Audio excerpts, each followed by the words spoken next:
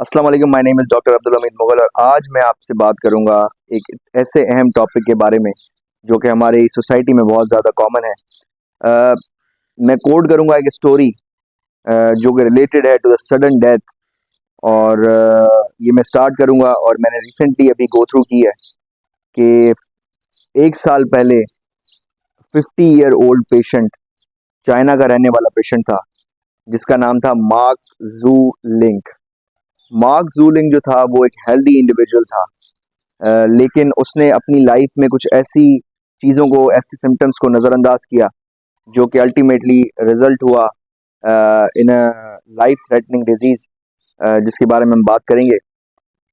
Mark जो था वो डेली लाइफस्टाइल, अपना लाइफस्टाइल फॉलो करता था और he was a businessman. But इतना उसका जो है वो डेली रूटीन में एक्टिविटी, हेल्दी एक्सरसाइज और इतनी ज़्यादा मूवमेंट नहीं होती थी। डेली रूटीन का वो अपना काम कर रहा था। तो एक रात उसको जो है वो चेस्ट पेन होता है। वो चेस्ट पेन उसकी लाइफ का फर्स्ट चेस्ट पेन था। और अमूमन हमारे माशरे की तरह जिस तरह लोग करते हैं, उसने भी बिल्कुल वैसा ही किया। उसने जो है वो उसको नज़रअंदाज किया, उसको इग्नोर किया। और ना ही सिर्फ इग्नोर किया बल्कि डॉक्टर से रिजू करने से भी इनकार कर दिया। जब उसकी फैमिली मेट्स ने उसको कहा कि तुम्हें डॉक्टर के पास जाना चाहिए, तो उसने उनको ये जस्टिफिकेशन दी कि हो सकता है कि ये कोई नॉन कार्डियक पेन हो, कोई मस्कुलर पेन हो। खैर, रात गई बात गई। ठीक 6 मंथ्स के बाद, 6 महीने के बाद, वो सो रहा था और सडनली उसको फील हुआ कि उसकी छाती में कोई स्टैब वुंड्स की तरह, जिस तरह शार्प पेन होता है उस तरह का पेन होने लगा। और जब वो सो रहा था तो उसकी अचानक से नींद खुल गई। जब वो उठा तो उसको ऐसा महसूस हुआ कि पेन जो है वो बहुत ज़्यादा है और वो पेन सबसाइड भी नहीं हो रहा था, काफ़ी टाइम तक चल रहा था। तो उसने उस वक्त क्या तरजीह दी? उसने ये तरजीह दी कि मैं सोकर देखता हूँ कि क्या पता मैं उठूंगा तो मेरा दर्द बिल्कुल ठीक हो जाएगा। लेकिन ये उसकी बहुत बड़ी भूल थी। वो चेस्ट पेन इतना सीवियर था कि उसको सांस लेने में भी तकलीफ हो रही थी। And when he reach to the hospital, he was declared as dead by the duty doctor.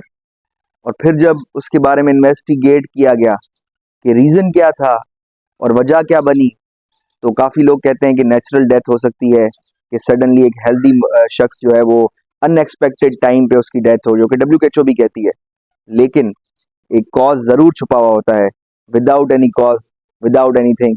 तो मैं आज बात करूंगा उन 6 मोस्ट अलार्मिंग सिम्टम्स के बारे में जो अमूमी तौर पर हम लोग खुद को हेल्दी इंडिविजुअल डिक्लेयर करके इग्नोर कर देते हैं।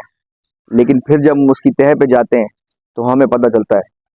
तो उसी दौरान जब वो ईसीजी उसकी हो रही थी and he was declared as dead, तो एक फैमिली मेंबर ने सवाल उठाया कि डॉक्टर साहब, 6 महीने पहले इसको एक चेस्ट पेन हुआ था जिसको उसने इग्नोर कर लिया, और नाउ हमें याद आ रहा है कि ये क्या पता उससे रिलेटेड तो नहीं हो सकता। तो ये मैं आपको बता दूं कि किसी भी कॉज ऑफ डेथ से अगर आप डायग्नोसिस तक पहुंचते हैं तो देयर इज समथिंग अंडरलाइंग जो कि मिसिंग होती है। और फिर जब हम उसकी तह पर पहुंचते हैं तो हमें पता चलता है कि ये 1 या 2 दिन की बात नहीं है। इट टुक लॉन्ग टाइम, बहुत लंबा पीरियड होता है जब आपकी बॉडी में ऐसी चेंजेस आना शुरू हो जाती हैं। फिर आखिर में जब कोई अलार्मिंग सिचुएशन डेवलप हो जाती है तो फिर हम सोचते हैं कि उस वक्त हमने क्यों नहीं इसके ऊपर। तो आज हम बात करेंगे 6 मोस्ट लाइफ थ्रेटनिंग सिम्टम्स जो हमारी बॉडी प्रोड्यूस करती रहती है। So number 1 is mental fatigue, physical fatigue and consistently feeling fatigue.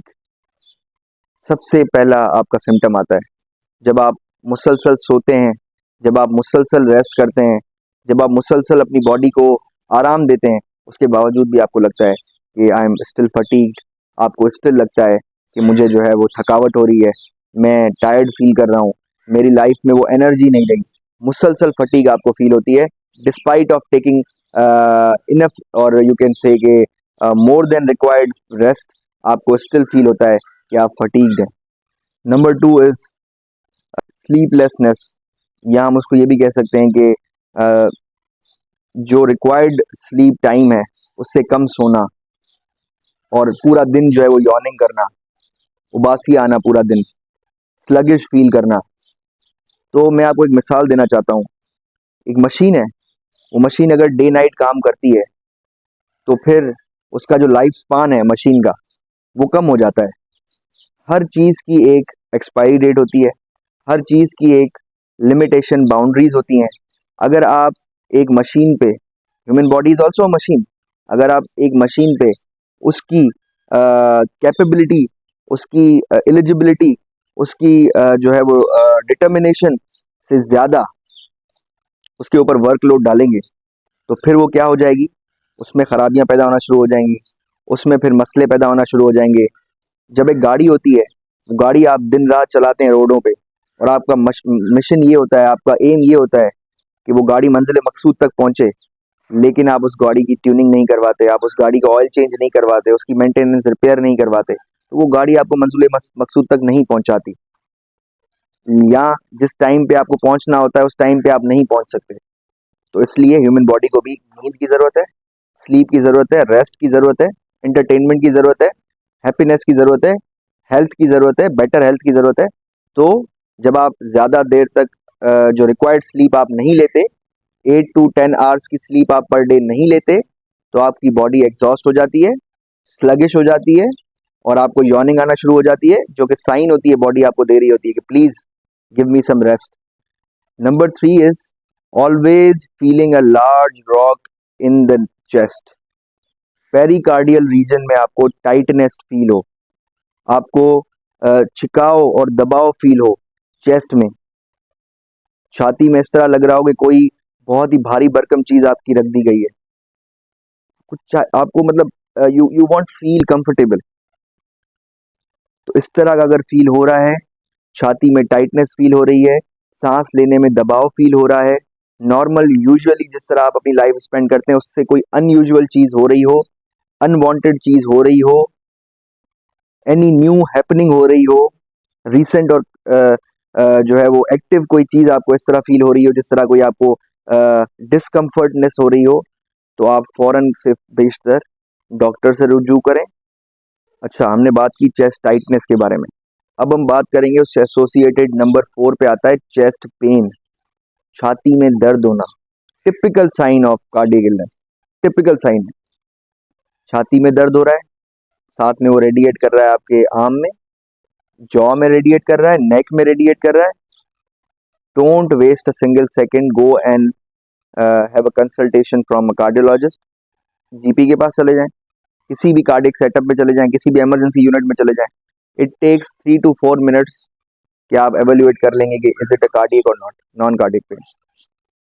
अगर आपकी ईसीजी नॉर्मल है, स्टिल आपका physician, cardiologist, duty doctor feel कर रहा है कि आपका जो है वो कार्डियक मार्कर्स होने चाहिए, तो further evaluation I don't think it is a big deal, तो आपको वो भी करवाना चाहिए, सो दैट आप उस कंक्लूजन तक पहुंचें ये किस वजह से हो रहा है, और कल ऐसा ना हो कि 6 महीने के बाद, साल साल के बाद वो आपके पास जो है वो शुरू में आपको टिप ऑफ आइसबर्ग नजर आ रहा हो, और सडनली फिर वो आइसबर्ग ऊपर निकले और आप फील करेंगे यार ये तो अब बहुत ज्यादा हो गया। काफी लोगों को तो मौका ही नहीं मिलता, तो प्लीज इस चीज को इग्नोर ना करें।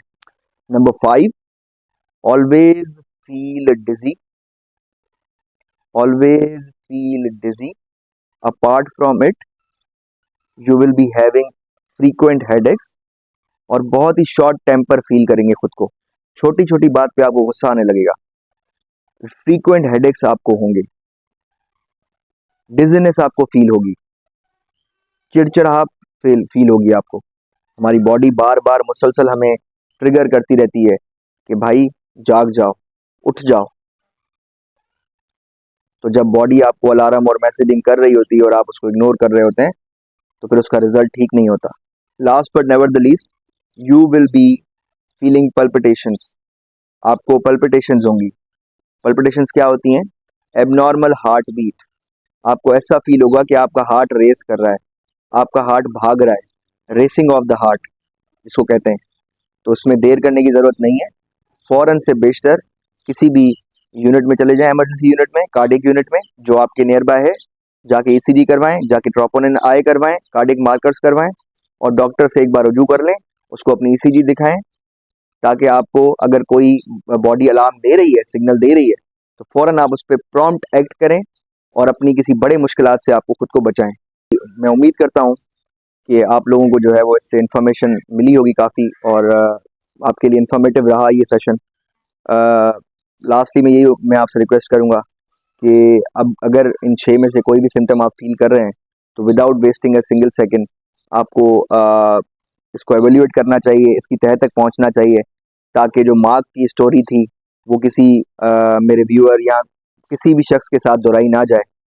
और अगर हम बर वक्त जो है वो छोटा सा कदम उठाएंगे, तो मैं समझता हूँ कि आप बड़े बड़े मसलों से बच सकते हैं, बड़े मुश्किलात से बच सकते हैं। सोसाइटी को भी इस पे अवेयर करें, शेयर करें जितना कर सकते हैं आप लोग। और मेरे चैनल का नाम है डॉक्टर्स लाउंज विद AHM। ज़्यादा से ज़्यादा शेयर करें सो दैट आपको मज़ीद जो है वो इन्फॉर्मेटिव वीडियोस और ये जो इन्फॉर्मेशन है ये भी लोगों तक पहुंच सके। एक सदका जारिया है। तो कोई भी क्वेश्चन हो regarding it, do let me know. एक मैं लास्टली मैं एक रिसर्च को कोट करूंगा जो कि हार्वर्ड यूनिवर्सिटी में हुई है, जिसका कंक्लूजन ये है कि एशिया जो है वो सबसे ज़्यादा अफेक्टेड है कार्डियक एनोमलीज के साथ। अमेरिका था but now it is Asia. Asia में पाकिस्तान जो है वो सेकंड कंट्री है जो इसमें कार्डियक इलनेस जो है वो पेशेंट्स में ज़्यादा से ज़्यादा पाई जा रही है, और ख़ास तौर पे यंगस्टर्स में पाई जा रही है। तो अगर हमें कोई भी ऐसी अलामात मिलती हैं, कोई भी ऐसी जो है वो सिग्नल्स मिलते हैं बॉडी की तरफ से, अलार्म होता है, कोई भी साइंस मिलती हैं, तो बराए मेहरबानी 2 मिनट का काम है, सिर्फ और सिर्फ जाके किसी भी हेल्थ इमरजेंसी में जाके आप लोग एवेल्यूएट करवाएं, और with in few minutes 60 to 70% evaluate हो जाता है कि वेदर इट इज़ कार्डियक और नॉन कार्डियक। और अगर आपके फिजिशियन को लगता है कि उसको कार्डियक मार्कर्स करवाने चाहिए, जैसे troponin I further evaluation after ECG करवानी चाहिए, तो उसमें भी कोई 1 घंटा लगता है, तो वो आप करवा लें ताकि हमें पता तो चले कि हमारी बॉडी के साथ हो क्या रहा है। और आखिरी में ये कहूँगा कि lifestyle modification, healthy life, exercise, साथ में गुड स्लीप, ये एक महबर होता है, ये एक ट्राइड होता है जो कि आपको हेल्दी रखता है, जो कि आपको एक्टिव रखता है, और आप काफ़ी चीज़ों से जो है वो खुद को महफूज कर सकते हैं, जो कि रिजल्ट होता है in life threatening disease. Thank you so much. इंशाल्लाह ताला वील मीट अगेन। अल्लाह हाफिज़।